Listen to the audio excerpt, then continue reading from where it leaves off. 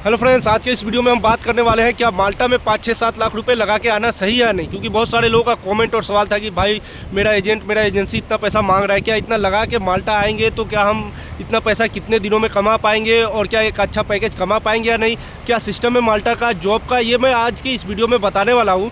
तो इस वीडियो का मेन पॉइंट है कि क्या माल्टा में 5-6-7 लाख रुपये लगा के आना सही या नहीं। सो फ्रेंड्स, सबसे पहले आप लोग को बता दूं कि माल्टा में हमारे एशिया कंट्री के काफ़ी सारे लोग वर्कर्स ऑलरेडी काम कर रहे हैं और हमेशा वर्कर्स और स्टूडेंट वीज़ा पे लोग आते रहते हैं और यहाँ पे जॉब हमेशा डिमांड में रहता है। सो फ्रेंड्स, मेन पॉइंट क्या है कि 5-6-7 लाख रुपए लगा के आना बड़ी बात नहीं है। माल्टा यहाँ आके पैसा कमाना बड़ी बात है, क्योंकि ऑलरेडी यहाँ पे बहुत सारे लोग, मैं बात करूँ नेपाल का तो 9-10 लाख रुपए नेपाल से लगा के लोग आते हैं, बांग्लादेश से 12 लाख तक लगा के आते हैं और हमारे इंडिया से 6-7 लाख रुपए लगा के लोग आते हैं। सो फ्रेंड्स, लेकिन क्या जो लोग यहाँ आते हैं क्या वो एक अच्छा सैलरी पैकेज कमा पाते हैं? नहीं, ये बहुत ज़रूरी है, क्योंकि हमारे एशिया कंट्री में बैठे लोगों को माल्टा के बारे में पूरा इन्फॉर्मेशन नहीं है कि यहाँ पे सैलरी का क्या सिस्टम है। क्योंकि हमारे यहाँ ज़्यादातर लोग गल्फ़ कंट्री की तरफ फॉलो करते हैं। वहाँ पे क्या है कि जो भी सैलरी बताया जाता है उतना आपके बैंक अकाउंट में हर मंथ मिल जाता है। लेकिन यहाँ पे क्या है कि अगर आपको एक 1300-1400 का पैकेज सैलरी बताया जाता है तो उसमें से गवर्नमेंट टैक्स भी कटता है, सोशल सिक्योरिटी के लिए पैसा कटता है, उसी में से आपको खाना भी है, रूम का रेंट भी देना है। तो 1300-1400 अगर आपका बेसिक सैलरी है तो ये सब काट पीट के 500-600-700 यूरो के आसपास आता है। तो पता चलता है कि आप महीना का 50-60 हज़ार रुपये तक ही बचा पा रहे हैं। तो जब आप 6-7 लाख रुपए लगा के आओगे माल्टा तो आपको 1 साल तक लग जाएगा वो पैसा कवर करने में ही जो लगा के आते हैं। और ये कोई नई बात नहीं है, ऑलरेडी बहुत सारे बंदों से मैं मिला हूँ। हालांकि बांग्लादेश के लोग जो 12 लाख रुपए लगा के यहाँ आए थे, 1 साल से ज़्यादा भी पैसा कमा के उन्होंने सिर्फ उसको कवर किया जो वो लगा के आए थे।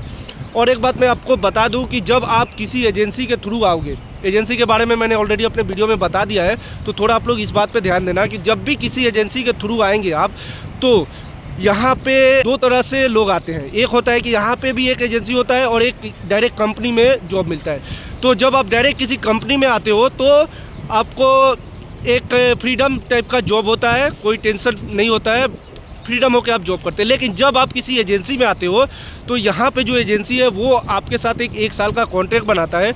1 साल तक आपको उसके साथ ही काम करना पड़ता है जहाँ वो काम के लिए आपको भेजेगा।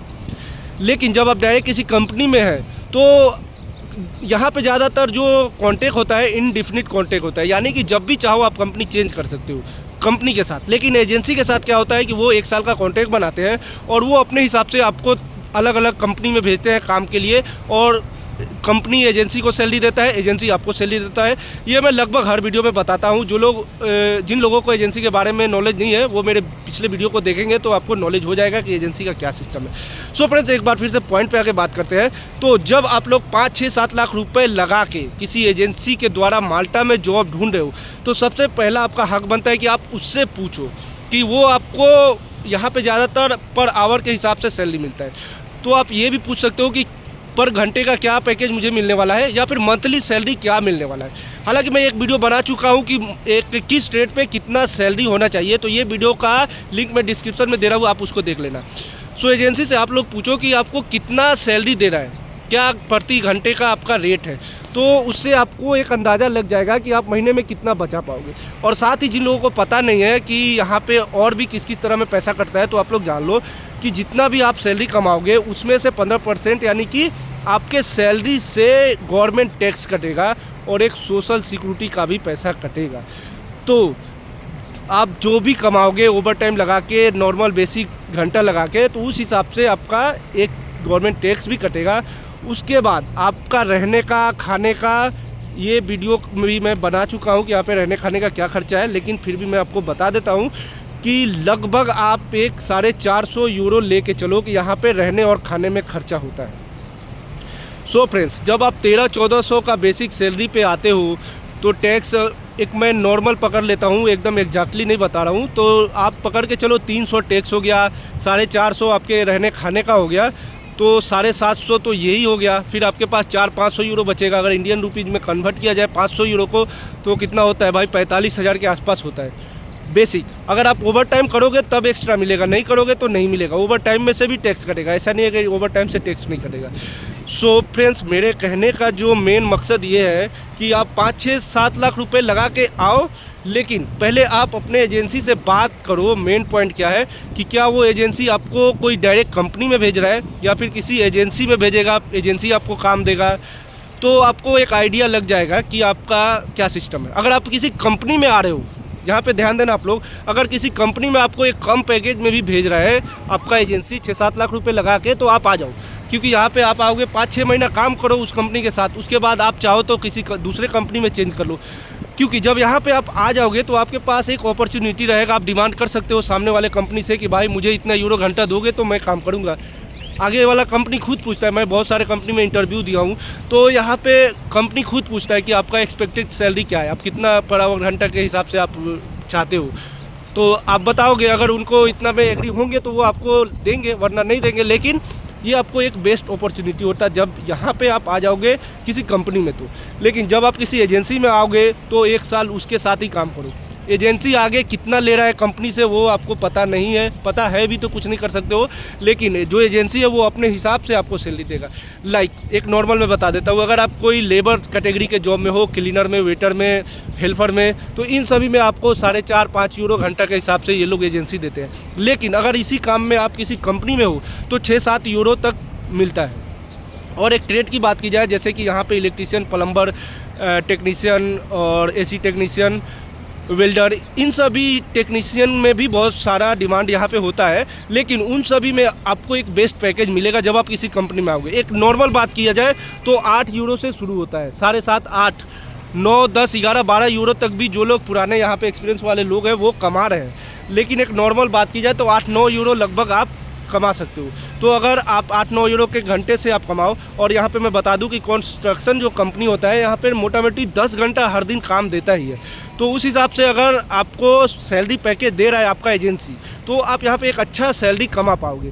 लेकिन अगर आपका एजेंसी इंडिया में जैसे बोलता है 800 यूरो आपका सैलरी है, 900 यूरो सैलरी है, तो इसमें अगर आप 8-9 लाख रुपए लगा के आओगे तो ये एक बेवकूफ़ी कहलाएगा।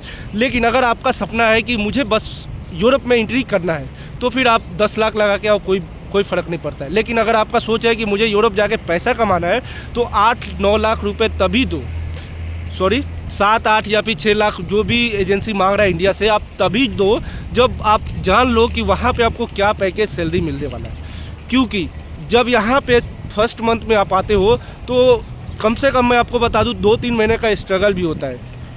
हर बंदे के साथ नहीं, लेकिन कुछ बंदों के साथ ऐसा होता है कि 2-3 महीने दिक्कत भी हो जाता है, क्योंकि एजेंसी के पास आया, एजेंसी कहीं काम पे भेजा, वो काम आपको पसंद नहीं आया, फिर एजेंसी बोलेगा अच्छा कुछ दिन रुको मैं दूसरा जगह पे लगा दूंगा, यहाँ लगा दूंगा।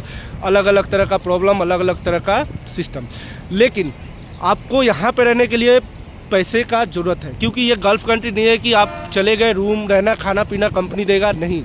यहाँ पे एजेंसी आपका हेल्प करेगा, आपको एक सहायता करेगा आपका रूम दिलाने में, आपको मेडिकल तक पहुंचाने में, आपको आइडेंटिटी माल्टा में जो भी है उस प्रोसेस को बताने में। लेकिन हर चीज़ का चार्ज करेगा वो, बिना पैसे के कोई भी आप एक दिन नहीं रह सकते हो यहाँ पे। हालांकि मैं बता दूँ आपको, यहाँ पानी पीने के लिए भी पैसा लगता है। रूम पे कोई नल वल ऐसा नहीं होता है कि वो पानी आप पियोगे। हर चीज़ में यहाँ पे पैसा है, पैसे के बिना यहाँ पे एक दिन भी रहना मुश्किल है। सो फ्रेंड्स, तो जब आप 6-7 लाख रुपए लगा के यहाँ पे आओगे तो ऐसा नहीं है कि उतना पैसा में ही सब कुछ हो जाएगा। फिर यहाँ आने के बाद आपको रूम भी लेना पड़ेगा, फिर आपको खाने का खुद का है, फिर आपको एक इंश्योरेंस बनाना पड़ेगा, फिर मेडिकल के लिए जाना पड़ेगा, फिर आपको आइडेंटिटी माल्टा का अपॉइंटमेंट बुक करना पड़ेगा। तो इन सभी में भी लगभग 300-400-500 यूरो तक का खर्चा होता है। सो फ्रेंड्स, ये बात जो है सभी को पता नहीं है। आँख बंद करके लोग आते हैं और यहाँ आने के बाद इतना बुरा हाल हो जाता है कि 4-5 यूरो के घंटे पे भी लोग काम करने के लिए तैयार होते हैं और बाद में लोग कहते हैं मैं आके फंस गया। ऐसा भी मैंने सुना है। लेकिन जो लोग हमारे एशियन कंट्री में बैठे हैं वो सोचेंगे कि भाई ये लोग पहुंच गया है तो ये लोग नहीं चाहेगा कि हम लोग भी आए। भाई क्यों नहीं चाहेंगे, हम सब चाहते हैं कि हमारे देश से लोग यहाँ पे आए, काम करें। जितना तक होता है मैं हेल्प करता हूँ, ईमेल आईडी देना हो, कंपनी का डिटेल देना हो, मैं देता हूँ। लेकिन हमारा इतना हमारे बस में नहीं है कि हम किसी के लिए वीज़ा दिला दें, क्योंकि हमारी औकात यहाँ पे एक लेबर की है। भाई हम एशिया कंट्री के लोग हैं और यहाँ पे हमारी वैल्यू 0 है, क्योंकि यूरोप में खुद मैं बता चुका हूँ कि 52 और 54 कंट्री के आसपास है, और यहाँ पे बाकी और भी यूरोपियन कंट्री है जहाँ पे वीज़ा ऑन अराइवल है माल्टा के लिए। तो वो लोग बिना वीज़ा बिना कुछ लगाए टिकट लेके यहाँ पे आते हैं, उनको 6 महीना तक के लिए रहना फ्री होता है, वो लोग काम भी करते हैं और अपना वीज़ा भी कन्वर्ट करा के इधर वर्क परमिट में भी रुक जाते हैं। तो इनका जो वर्कर का जो डिमांड होता है वो फुलफ़िल होता रहता है ऐसे ही। फिर जब कहीं भी वर्कर नहीं मिलता है और जब इनको एकदम लो कैटेगरी के वर्कर का ज़रूरत होता है, लाइक क्लीनर, लेबर, ये सब में, तब जाके हमारे एशियन कंट्री से लोग या फिर दुबई से आते हैं। यहाँ पे हाई प्रोफाइल पे हमारे कंट्री से लोगों को जॉब ना के बराबर मिलता है। सो फ्रेंड्स, मेरे कहने का मतलब जो है सिंपल सा है कि आप लोग माल्टा आओ, 6-7 लाख रुपए भी अगर लग रहा है तो लगा के आओ, लेकिन आप लोग इतना देख के आओ कि आप कितना पैसा कमाओगे माल्टा आके।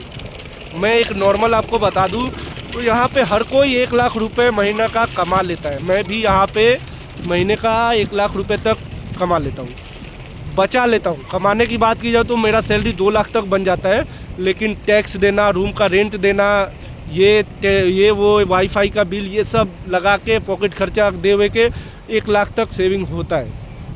सो फ्रेंड्स, तो आप लोग ये सोच के चलो कि जब आप माल्टा में 1.5-2 लाख रुपए कमाओगे तभी जाके टैक्स वैक्स काट पीट के 80-90-1 लाख के आसपास कमा पाओगे।